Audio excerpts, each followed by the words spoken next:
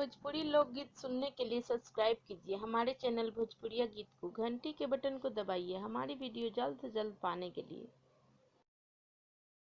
चंदन संभाल चौका बैठाए अनजानो दुल्हा, चंदन संभाल चौका बैठाए अनजानो दुल्हा।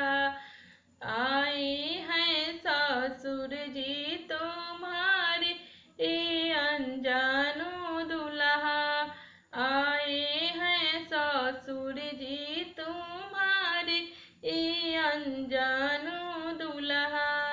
सूटा